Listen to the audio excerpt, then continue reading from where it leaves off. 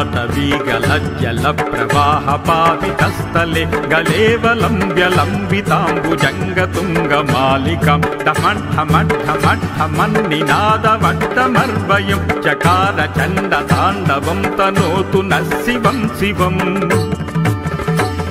जटाकटाह सम्भ्रमभ्रमन्निलिम्पनिभ्यरि विलोलवीचि वल्लरी विराजमानमूर्धनि दघड्ढघड्ढघज्ज्वलल्ललाटपट्टपावके किशोरचन्द्रशेखरे रतिप्रतिक्षणं मम धराधरेन्द्र नन्दिनी विलास बन्धु बन्धुर स्फुरद्दिगन्त सन्तति प्रमोदमान मानसे कृपाकटाक्षधोरणी निरुद्ध रुद्धरापति क्वचिद्दिगम्बरे मनो विनोदमेतु वस्तुनि जटाभुजङ्गपिङ्गलस्फुरत्पणामणिप्रभ कदम्ब कुङ्कुमद्रव प्रलिप्त दिग्वधूमुखे मदान्दसिन्दुरस्फुरत्वगुप्तरीयमेदुरे मनो विनोदमद्भुतं बिभर्तु भूतभर्तरी सहस्रलोचन प्रभृत्य शेषलेखशेखर प्रसूनधूलिधोरणी विधूसराङ्घ्रिपीठभु भुजङ्गराजमालया निबद्धजाटजूटक श्रियै चिराय जायतां चकोरबन्धुशेखर ललाट चत्वरज्वलद्धनं स्फुलिङ्गभ निपीत पञ्चसायकं नमन्निलिम्पनायकं सुधामयूकलेकया विराजमानशेखरं महाकपालि सम्पदे शिरोजटालमस्तुना कराळफालपट्टिकद्धगद्धगद्धगज्ज्वल धनञ्जयाहुतीकृत प्रचण्ड पञ्चसायके धराधरेन्द्र नन्दिनी कुचाग्रचित्रपत्रक प्रकल्पनैक शिल्पिनी त्रिलोचने रतिर्मम नवीन मेघमण्डली निरुद्ध दुर्धरुस्फरत् कुहूनि सीधिनीतम प्रबन्ध बद्ध कन्दर निलिम्प निर्जरीधरस्तु नोतु कृत्ति सिन्धुर कलानिधान बन्धुर श्रियं जगद्धुरन्धर प्रफुल्ल नील पंकज प्रपंच कालिमप्रभ वलंबिकंठ कंदली रुचि प्रबद्ध कंदर स्मरच्चिदं पुरच्चिदं भवच्चिदं मुखच्चिदं गजिच्चिदं धकच्चिदं तमन्त कच्चिदं भजे अथर्व सर्व मंगला कला कदम्ब मंजरी रस प्रवाह माधुरी विजृंभणा मधुव्रतं स्मरान्तकं पुरान्तकं भवान्तकं मुखान्तकं गजान्तकान्धकान्तकं तमन्तकान्तकं भजे जयत्वदभ्रविभ्रमभ्रमद्भुजङ्गमश्वश ध्वनिर्गमक्रमस्फुरत्कराळपालहव्यवाढि विद्धि विद्धि विद्वनं मृदङ्गतुङ्गमङ्गल ध्वनिक्रमप्रवर्तित प्रचण्डताण्डव शिव वटद्विचित्रतल्पयोर्भुजङ्गमौक्तिकप्रजो गरिष्ठरत्नलोष्टयो सुहृद्विपक्षपक्षयो तृणारविन्दचक्षुषो प्रजामही महेन्द्रयो समप्रवृत्तिकक्कद सदा शिवं भजाम्यहम् कदा निलिम्पनिर्झरी निकुञ्जकोटरे वसन् विमुक्तदुर्मतिः सदा शिरस्तमञ्जलिं वहन् विलोललोललोचनो ललामफाललग्नक शिवेति मन्त्रमुच्चरन् सदा सुखी भवाम्यहम् इमं हि नित्यमेव मुक्तमुत्तमोत्तमं स्तवं पठन् स्मरन् ब्रुवन् वरो विशुद्धिमेति सन्ततं हरे गुरौ सुभक्तिमासु याति नान्यथा गतिं विमोहनं हि देहिनां सुशङ्करस्य चिन्तनम्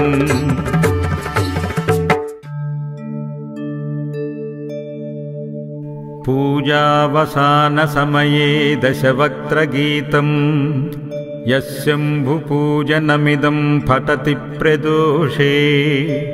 तस्य स्थिरां रथगजेन्द्रतुरङ्गयुक्तां लक्ष्मीं सदैव सुमुखीं प्रददाति शम्भुः।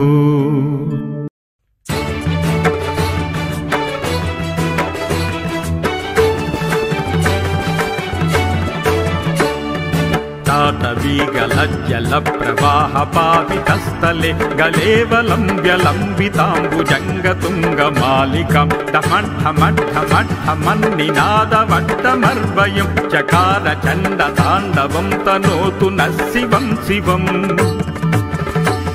जटाकटाह सम्भ्रमभ्रमन्निलिम्पनिभ्यरि विलोलवीचि वल्लरी विराजमानमूर्धनि दघड्ढघड्ढघज्ज्वलल्ललाटपट्टपावके किशोरचन्द्रशेखरे रतिप्रतिक्षणं मम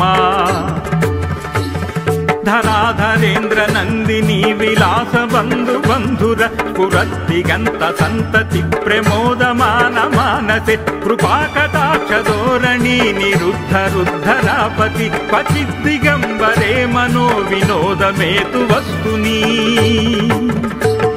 जटाभुजंग पिंगलस्फुरत्पणामणिप्रभ कदम्ब कुङ्कुमद्रव प्रलिप्त दिग्वधूमुखे मदान्द सिन्दूरस्फुरत्वगुप्तरीयमेदुरे मनो विनोदमद्भुतं बिभर्तु भूतभर्तरी सहस्रलोचन प्रभृत्य शेषलेखशेखर प्रसूनधूलिधोरणी विधूसराङ्घ्रिपीठभु भुजङ्गराजमालया निबद्धजाटजूटक श्रियै चिराय जायतां चकोरबन्धुशेखर ललाट चत्वरज्वलद्दनं जयस्फुलिङ्गभ निपीत पञ्चसायकं नमन्निलिम्पनायकं सुधामयूकलेकया विराजमानशेखरं महाकपालि सम्पदे शिरोजटालमस्तुना कराळफालपट्टिकद्धगद्धगद्धगज्ज्वल धनञ्जयाहुतीकृत प्रचण्ड पञ्चसायके धराधरेन्द्र नन्दिनी कुचाग्रचित्रपत्रक प्रकल्पनैक शिल्पिनी त्रिलोचने रतिर्मम नवीन मेघमण्डली निरुद्ध दुर्धरुस्फरत् कुहूनि सीधिनि तम प्रबन्ध बद्ध कन्दर निलिम्प निर्जरीधरस्तु नोतु कृत्ति सिन्धुर कलानिधान बन्धुर श्रियं जगद्धुरन्धर प्रफुल्ल नील पंकज प्रपंच कालिमप्रभ वलंबिकंठ कंदली रुचि प्रबद्ध कंदर स्मरच्चिदं पुरच्चिदं भवच्चिदं मुखच्चिदं गजिच्चिदं धकच्चिदं तमन्त कच्चिदं भजे अथर्व सर्व मंगला कला कदम्ब मंजरी रस प्रवाह माधुरी विजृंभणा मधुव्रतं स्मरान्तकं पुरान्तकं भवान्तकं मुखान्तकं गजान्तकान्धकान्तकं तमन्तकान्तकं भजे जयत्वदभ्रविभ्रमभ्रमद्भुजङ्गमश्वश ध्वनिर्गमक्रमस्फुरत्कराळपालहव्यवाढिभिद्धिभिद्धिनन्मृदङ्गतुङ्गमङ्गल ध्वनिक्रमप्रवर्तितप्रचण्डताण्डव शिव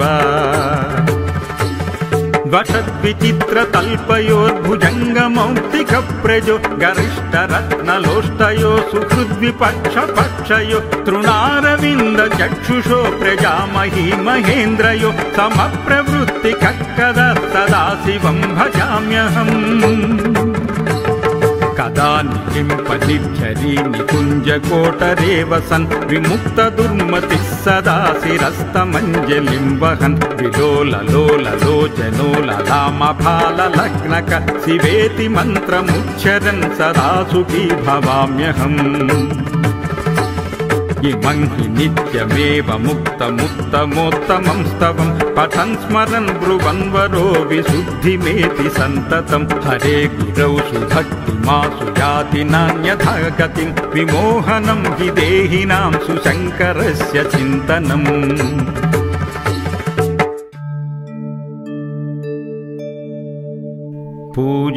पूजावसानसमये दशवक्त्रगीतम्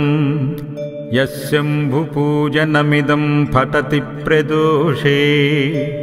तस्य स्थिरां रथगजेन्द्रतुरङ्गयुक्तां लक्ष्मीं सदैव सुमुखीं प्रददाति शम्भुः।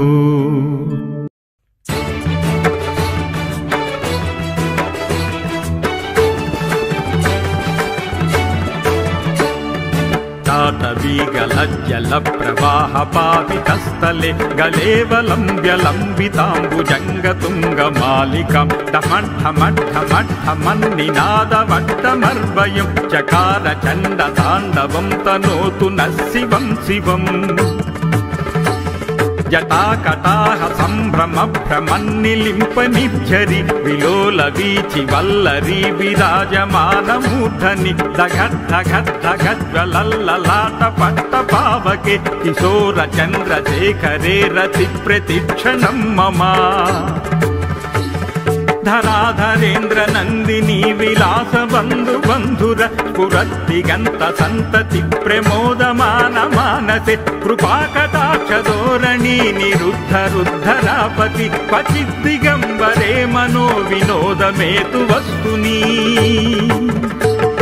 जटाभुजङ्गपिङ्गलस्फुरत्पणामणिप्रभ कदम्ब कुङ्कुमद्रव प्रलिप्त दिग्वधूमुखे मदान्दसिन्दुरस्फुरत्वगुप्तरीयमेदुरे मनो विनोदमद्भुतं बिभर्तु भूतभर्तरी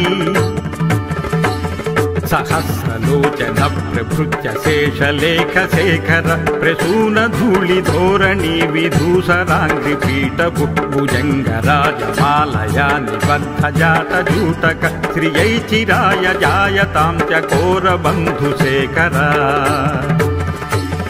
ललाट चत्वरज्ज्वलद्धनञ्जय स्फुलिङ्गभ निपीत पञ्चसायकं नमन्निलिम्पनायकं सुधामयूकलेकया विराजमानशेखरं महाकपालि सम्पदे शिरोजटालमस्तुना कराळफालपट्टिगद्धगद्धगद्धगज्ज्वल धनञ्जयाहुतीकृत प्रचण्ड पञ्चसायके धराधरेन्द्र नन्दिनी कुचाग्रचित्रपत्रक प्रकल्पनैक शिल्पिनी त्रिलोचने रतिर्मम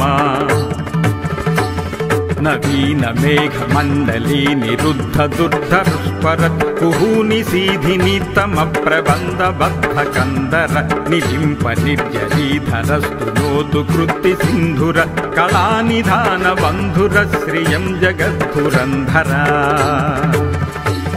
प्रफुल्ल नील पंकज प्रपंच कालिमप्रभ वलंबिकंठ कंदली रुचि प्रबद्ध कंदर स्मरच्चिदं पुरच्चिदं भवच्चिदं मुखच्चिदं गजिच्चिदं धकच्चिदं तमन्त कच्चिदं भजे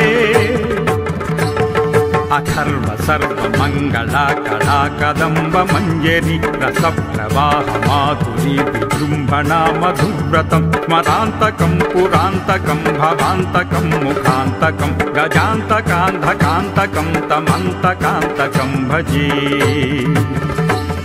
जयत्वदभ्रविभ्रमभ्रमद्भुजङ्गमश्वश ध्वनिक्रमक्रमस्फुरत्कराळपालहव्यवाढ्धिमिद्धिमिद्धिविद्वनमृदङ्गतुङ्गमङ्गल ध्वनिक्रमप्रवर्तितप्रचण्डताण्डव शिव वषद्विचित्रतल्पयोर्भुजङ्गमौक्तिकप्रजो गरिष्ठरत्नलोष्टयो सुहृद्विपक्षपक्षयो तृणारविन्दचक्षुषो प्रजामही महेन्द्रयो समप्रवृत्तिकक्कद सदाशिवं भजाम्यहम्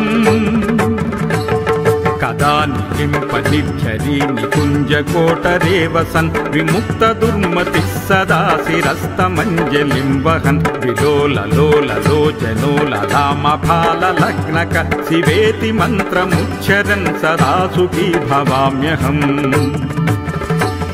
इमं हि नित्यमेव मुक्तमुत्तमोत्तमं स्तवं पठन् स्मरन् ब्रुवन् वरो विशुद्धिमेति सन्ततं हरे गुरौ सुभक्तिमासु याति नान्यथा गतिं विमोहनं हि देहिनां सुशङ्करस्य चिन्तनम्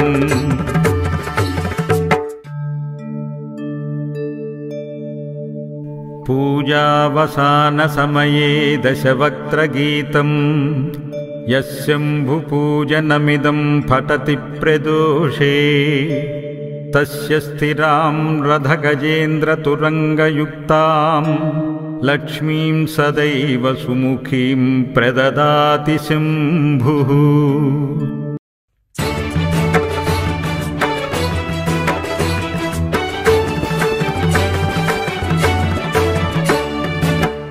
वीगलज्जलप्रवाहपावितस्थले गलेवलं व्यलम्बिताम्बुजङ्गतुङ्गमालिकां ढमढमढमढमन्निनादवट्टमर्वयं चकार चण्डताण्डवं तनोतु नः शिवं शिवम् जटाकटाह सम्भ्रमभ्रमन्निलिम्पनिझरि विलोलवीचि वल्लरी विराजमानमूर्धनि दघड्ढघड्ढघज्ज्वलल्ललाटपट्टपावके किशोरचन्द्रशेखरे रतिप्रतिक्षणं मम धराधरेन्द्र नन्दिनी विलास बन्धु बन्धुर स्फुरद्दिगन्त सन्तति प्रमोदमान मानसे कृपाकटाक्षधोरणी निरुद्ध रुद्धरापति क्वचिद्दिगम्बरे मनो विनोदमेतु वस्तुनि जटाभुजङ्गपिङ्गलस्फुरत्पणामणिप्रभ कदम्ब कुङ्कुमद्रव प्रलिप्त दिग्वधूमुखे मदान्दसिन्दुरस्फुरत्वगुप्तरीयमेदुरे मनो विनोदमद्भुतं बिभर्तु भूतभर्तरी सहस्रलोचन प्रभृत्य शेषलेखशेखर प्रसूनधूलिधोरणी विधूसराङ्घ्रिपीठभु भुजङ्गराजमालया निबद्धजाटजूटक श्रियै चिराय जायतां चकोरबन्धुशेखर ललाट चत्वरज्वलद्धनञ्जयस्फुलिङ्गभ निपीत पञ्चसायकं नमन्निलिम्पनायकं सुधामयूकलेकया विराजमानशेखरं महाकपालि सम्पदे शिरोजटालमस्तुना कराळफालपट्टिगद्धगद्धगद्धगज्ज्वल धनञ्जयाहुतीकृत प्रचण्ड पञ्चसायके धराधरेन्द्र नन्दिनी कुचाग्रचित्रपत्रक प्रकल्पनैक शिल्पिनी त्रिलोचने रतिर्मम नवीन मेघमण्डली निरुद्ध दुर्धरुस्फरत् कुहूनि सीधिनि तम प्रबन्ध बद्ध कन्दर निलिम्प निर्जरीधरस्तु नोतु कृत्ति सिन्धुर कलानिधान बन्धुर श्रियं जगद्धुरन्धर प्रफुल्ल नील पंकज प्रपंच कालिमप्रभ वलंबिकंठ कंदली रुचि प्रबद्ध कंदर स्मरच्चिदं पुरच्चिदं भवच्चिदं मुखच्चिदं गजिच्चिदं धकच्चिदं तमन्त कच्चिदं भजे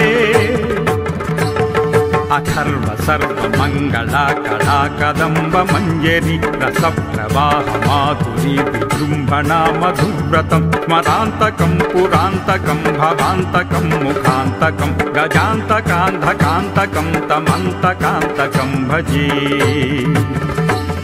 जयत्पदभ्रविभ्रमभ्रमद्भुजङ्गमश्वश ध्वनिक्रमक्रमस्फुरत्कराळपालहव्यवाढिभिद्धिभिद्विनन्मृदङ्गतुङ्गमङ्गल ध्वनिक्रमप्रवर्तितप्रचण्डताण्डव शिव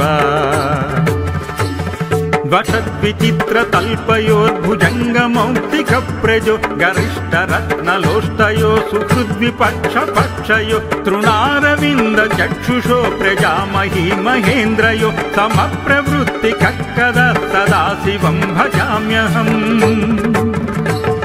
कदा निलिम्पनिर्झरी निकुञ्जकोटरे वसन् विमुक्तदुर्मतिः सदा शिरस्तमञ्जलिं वहन् विलोललोललोचनोललामफाललग्नक शिवेति मन्त्रमुच्चरन् सदा सुखी भवाम्यहम् इमं हि नित्यमेव मुक्तमुत्तमोत्तमं स्तवं पठन् स्मरन् ब्रुवन् वरो विशुद्धिमेति सन्ततं हरे गुरौ सुभक्तिमासु याति नान्यथा गतिं विमोहनं हि देहिनां सुशङ्करस्य चिन्तनम्